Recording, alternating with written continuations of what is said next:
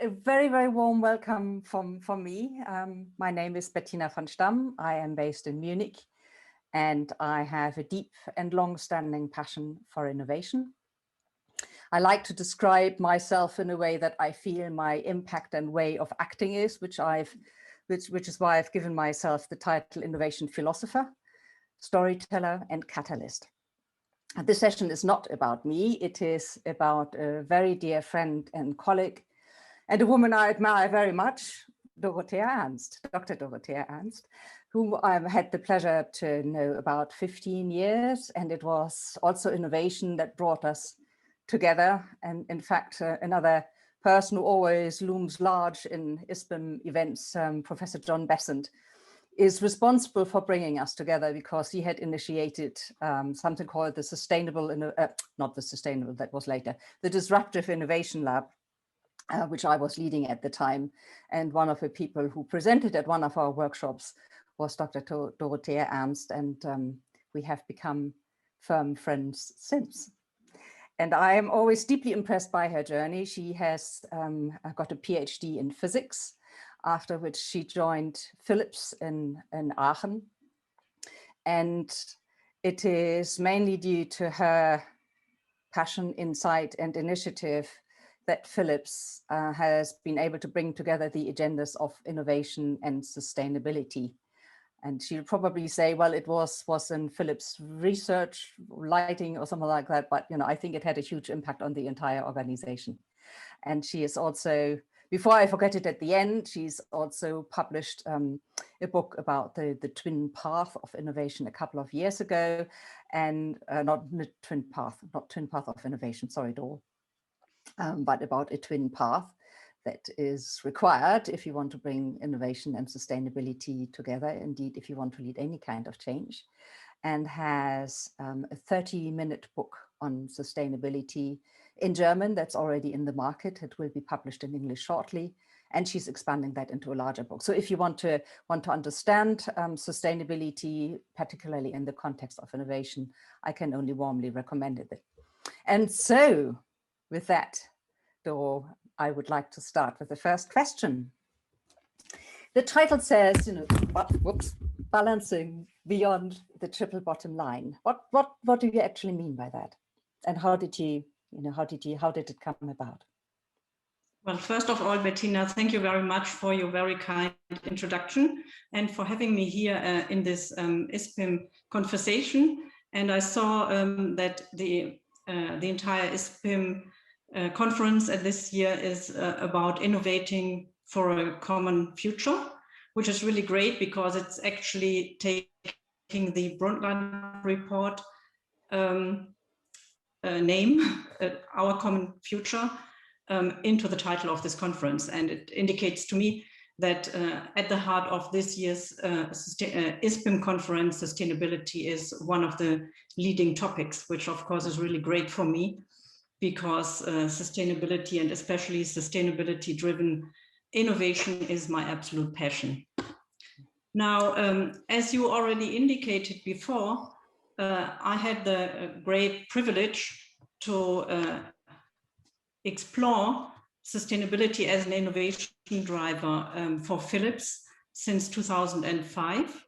And in that context, of course, what you come across very easily or very quickly is the so-called triple bottom line, which was coined by, let me see where I show the graphs here, by John Elkington back in 1992. I wonder if everybody can see my screen now? Yeah. Okay, thanks, wonderful. So this is actually the triple bottom line as coined by John Elkington in 1993, and this was in the preparation of the first Earth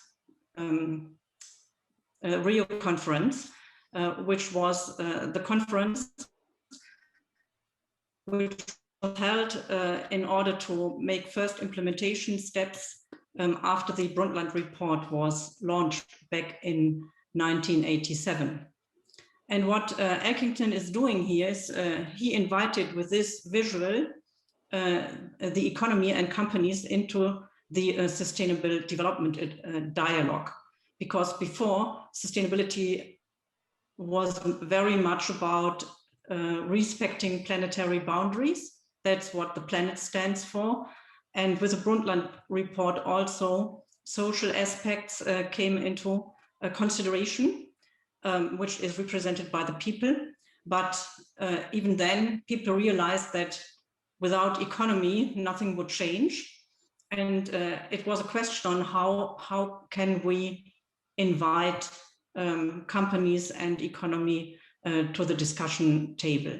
And this graph was actually really a great communication tool that helped facilitate this process. Now, unfortunately, this graph gives a wrong impression. I mean, the sweet spot of sustainability actually is here in this cross section, where the three circles overlap all of them. But it suggests also that everything else that is happening beyond the cross section is also sort of okay, which in a way puts flaws in our mental models. And this was recognized already 10 years later. A scientist group around Mr. Giddings suggested the so-called nested model of sustainability, where you can see that the idea was that the planet holds all of us. And then on the planet, there is humanity as one of the species who inhabits it. And economy and companies are part of humanity. And this is, and this then gives a much more appropriate representation of reality. However, what I found out and what we found out at Philips when using this model was that actually what happens very easy when you look at these very abstract systems, planet, people, and profit, nothing changes because there's a lot of finger pointing going on from one person to the other, who should start and who's to blame. And that's the reason why we suggested back in 2011 that a fourth P needs to be added, which is the person. Because, like also Gandhi said, every change starts with the individual. And Gandhi actually suggested that we should be the change that we want to see. And so that's the reason why we said, okay, if we really want to change a system, it needs to start with individuals, and that's persons. And that's the fourth P, which actually also already is quite an important step. Now, as Bettina indicated in her introduction, I wrote a book about my experiences of introducing sustainability as innovation driver at Philips. And while writing about or reflecting on what I had been doing there, I also reflected that everybody says that we have to move from this fragmented thinking towards system thinking. And one of the essences of system thinking is the realization that everything is connected to everything. And as you can see in these two nested models, or also in the model of the overlapping circles, here we don't see any real connections between the different entities. And that brought me to the conclusion, and this is also not surprising, because from a mathematical point of view, these three representations are representations from what we call set theory. And in set theory, everything is about objects and the question if they are members to certain families or categories or not. But in set theory, nobody is looking towards the interconnections. of the different objects. This is done in a different mathematical language, which is graph theory. And the fourth graph here on the bottom right, is a graph that also represents the relationships between the different areas. So it looks a little bit alike the original model of John Elkington, but it is really fundamentally different because it is created out of exactly one line. And here in this version, everything is connected with everything. Now, what I also realized when I suggested this new graph as a visual representation for sustainable development is that maybe for the systemic perspective, the individual needs to be replaced by the collective consciousness. And the collective consciousness, of course, is created out of the sum of the individual consciousnesses. So this is a little bit how I came to this graph. I call it balanced trilogue. And yeah, because in the end, I also realized that it is not about somebody doing good or bad. We need to really grow beyond the blame game. It is very much about balancing all the different facets of life in a healthy way. Thank you very much for that, and I think it's very interesting how the thinking about it evolved and what you did with your new graph. However, it's all a little bit abstract at the moment. So, what would it actually mean working with the balanced trilogue? What would that practical example be? How would we use it? Yeah, thank you. Well, actually, I came to this graph from the usage perspective. But to tell the story how I came there, it was easier to first talk about the mental models. So what I realized also when writing this book is that actually in the time before COVID, and certainly in the time when I was introducing sustainability as an innovation driver into Philips, I was confronted with a world where everything was very much profit-oriented. So I only heard in the news and wherever I was that we needed a business case, that everything was about growth, and growth was then associated with economic growth. Although there were, of course, publications like Beyond Growth. From Tim, I don't remember, from an English scientist, and there were lots of other theories, but they really they were like tigers without teeth, and I mean the general idea was that without economic growth everything would break down and we couldn't make it. So in order, the balanced trilogue helps to show this imbalance very easily, because the situation of sustainability would be achieved in the balanced trilogue, if I go back here, in the moment that all the 4 zones in this graph have the same size. Yeah, and you can see here really easily that that the zone of profit is much bigger than the other 3, and in a way they have stolen some surface from all the different dimensions: people, planet, and profit. And the nice thing is, I mean, I created a small tool for myself out of a wire, and then I could start to play around with it. And I could see that, for instance, a country or a continent like Africa, that there certainly profit is relatively small, but the planet dimension is really big. So, and the people dimension also. And then by using it in this way, you can see in a differentiated way where the development direction needs to go, or the rebalancing direction.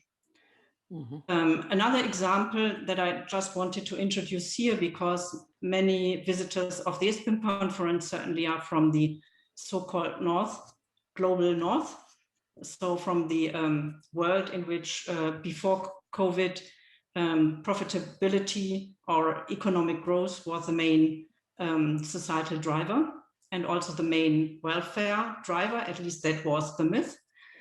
And what happened last year in March is that for the very first time, at least in my memory, another agenda point became even more important than economic growth.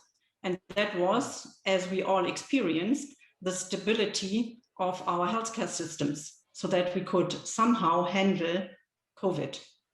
And that, of course, happened at the expense of profitability in many cases. I mean, in the meantime, we see that, that there are industries who benefited a lot and others who were really the losers. But in general terms, at least in my life, for the very first time last year in March, there was a decision that prioritized a societal issue over over the economical priorities. So maybe this gives a little bit an indication of what I mean with it. And can you also use this at a personal level? I mean, this is still, you know, relatively abstract at the societal level. So if I wanted to work with the balanced trilogue, how would I work with it? What would it actually mean? Yeah, this is really interesting and very exciting. Now you introduced me with my educational background, which is physics, and in physics, especially in chaos theory or complexity theory, I came across during my study with the principle of self-similarity. And this self-similarity indicates that that you have sort of the same pattern or structures independently of in which size of the phenomenon you look. Yeah, and one very famous example for that are the so-called fractals.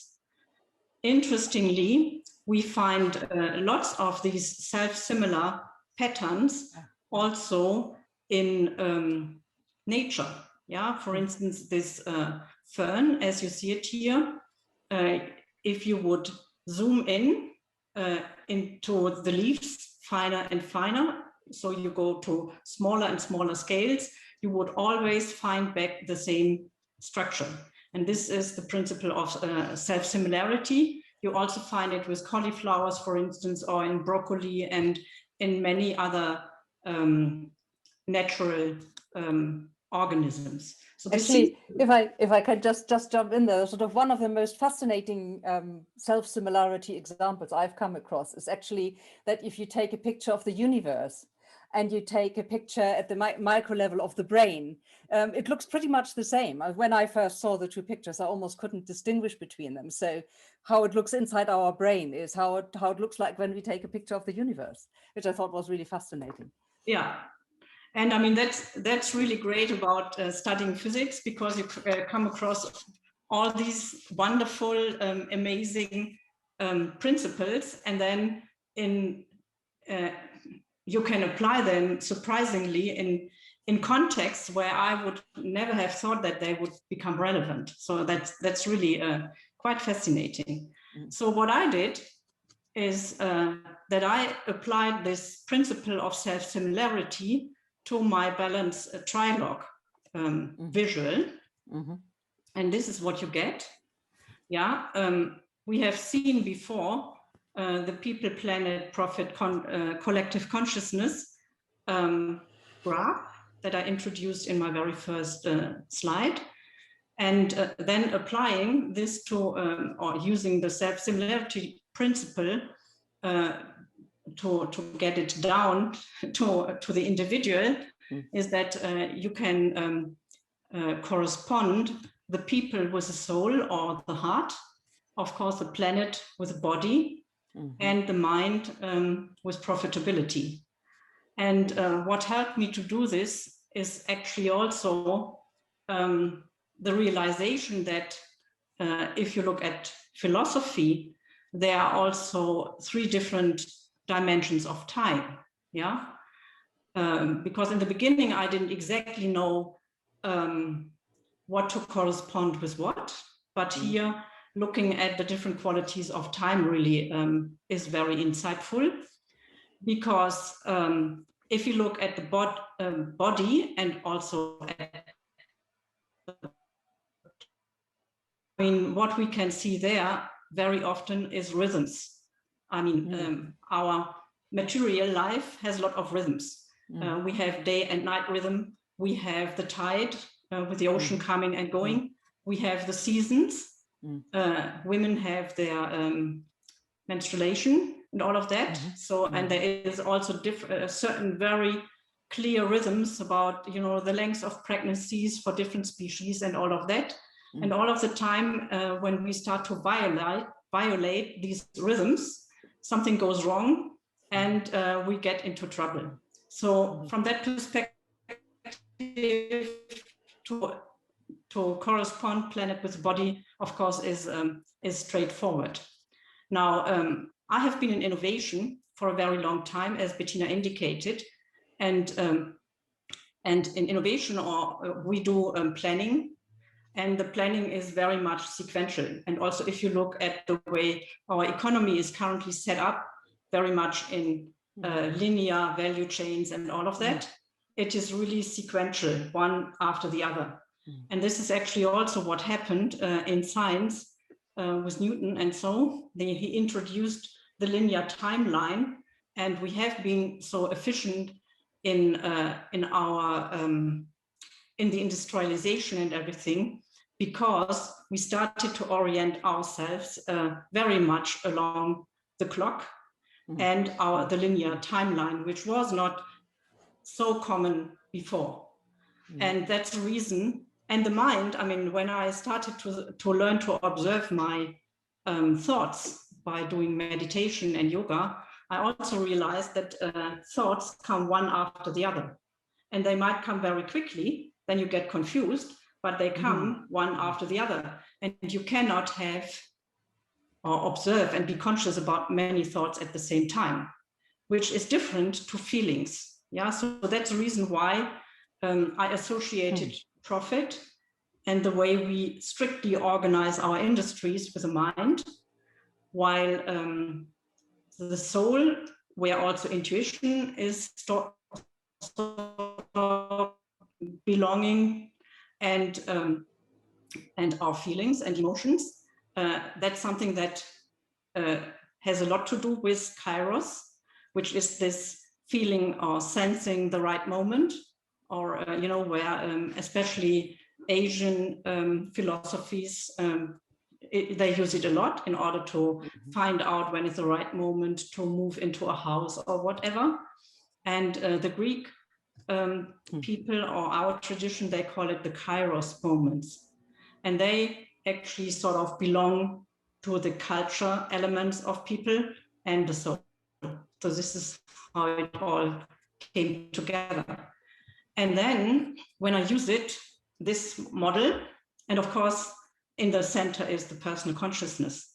And then now I can start to use this for myself. And I personally started to draw drawings in the evenings or in the mornings about where would I be.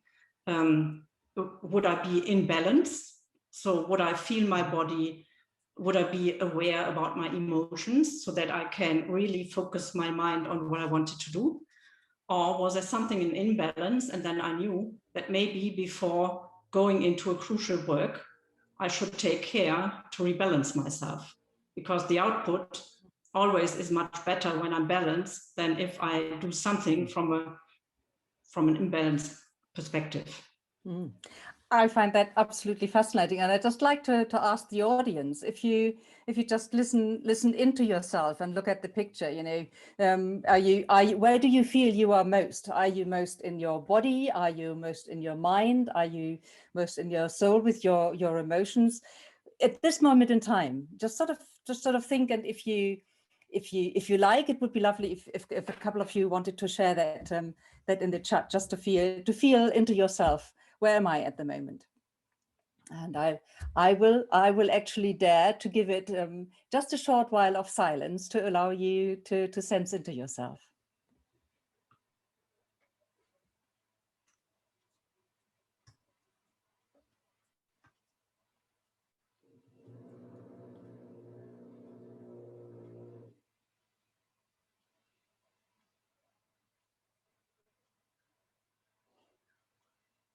Anyone?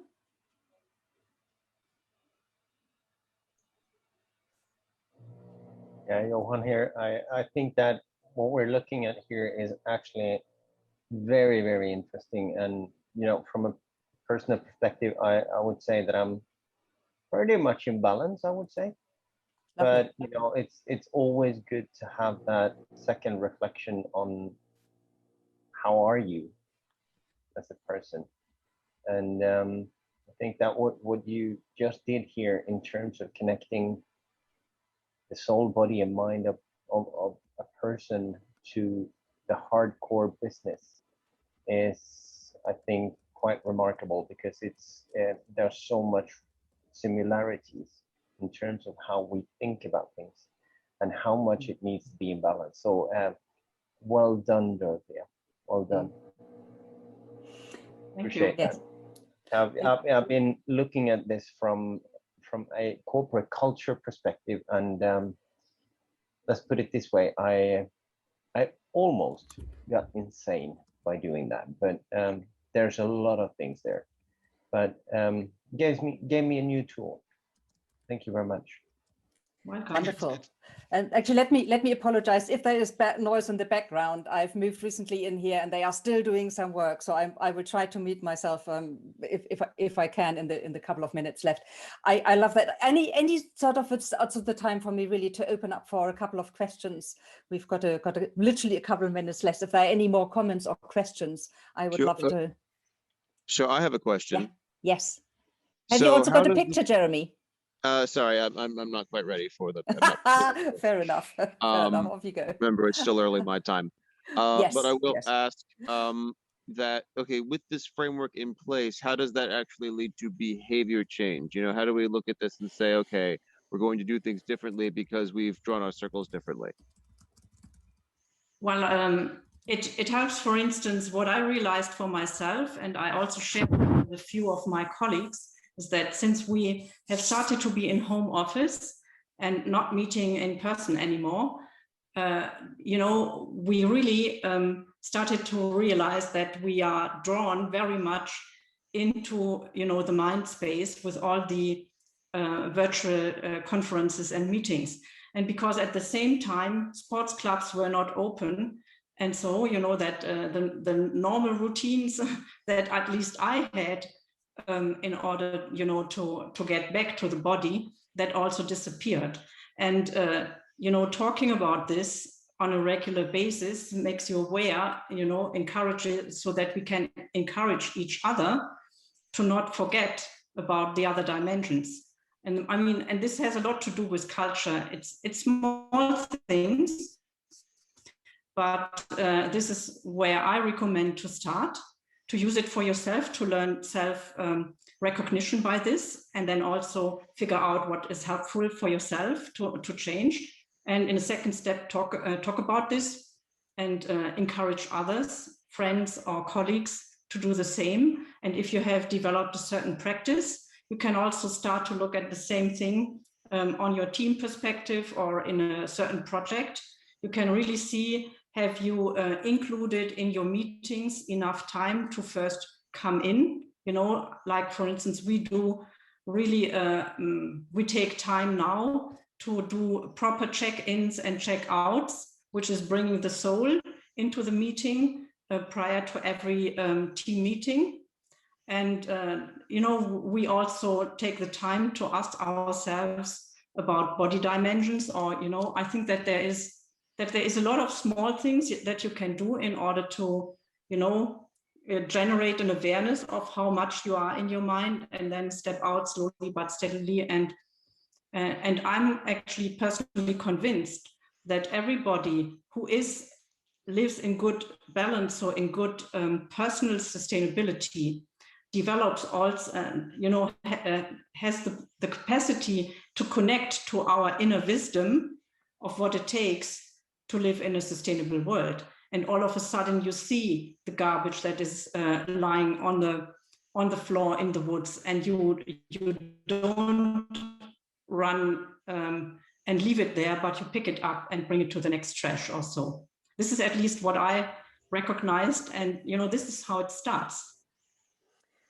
Thank you very much, Doro, and thank you very much everyone for participating. With dismay, I'm looking at the time and see that our time is up. I feel that the conversation, the discussion is just starting.